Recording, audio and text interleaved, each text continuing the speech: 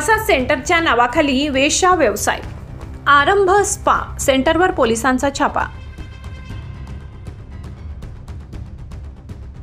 नाशिकमधून एक धक्कादायक बातमी समोर आली असून नाशिक शहरात मसाज सेंटरच्या नावाखाली राजरोस देहविक्री सुरू असल्याचा प्रकार समोर आलाय।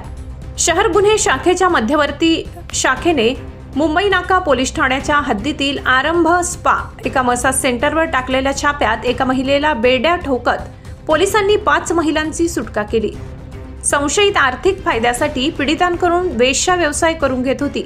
खुशबू परेश सुराणा असे अटक केलेल्या मसाज सेंटर चालविणाऱ्या महिलेचे नाव आहे। पोलीस आयुक्त संदीप कर्णिक यांच्या सूचनेनुसार काही दिवसांपासून अवैध धंदे बंद करण्यासाठी पोलीस सक्रिय आहेत। अनेक ठिकाणी छापेमारी सुरू झाली आहे। मध्यवर्ती गुन्हे शाखेचे अंमलदार व अधिकारी यांना मिळालेल्या माहितीच्या आधारे ही कारवाई करण्यात आली। मेट्रो झोन समोर कमर्शियल गाड्यात आरंभ स्पा रूममध्ये देहविक्री होत असल्याची माहिती पोलिसांना मिळाली। त्यानुसार वरिष्ठ निरीक्षक डॉक्टर आचल मुदगल यांच्या मार्गदर्शनाखाली बनावट ग्राहक पाठवून पोलिसांनी छापा टाकला असता देहविक्रीचा भांडाफोड झालाय। या कारवाईत खुशबू परेश सुराणा या महिलेला बेड्या ठोकत कानपूर, दिल्ली, बिहार आणि मिझोराम येथील 4 तर नाशिकमधील एका महिलेची सुटका केली। संशयितांना मुंबई नाका पोलिसांच्या स्वाधीन केले असून त्या प्रकरणी बळजबरीने वेश्या व्यवसाय करण्यास भाग पाडल्याप्रकरणी व अनैतिक व्यापार प्रतिबंध कायद्यान्वये गुन्हा दाखल करण्यात आलाय।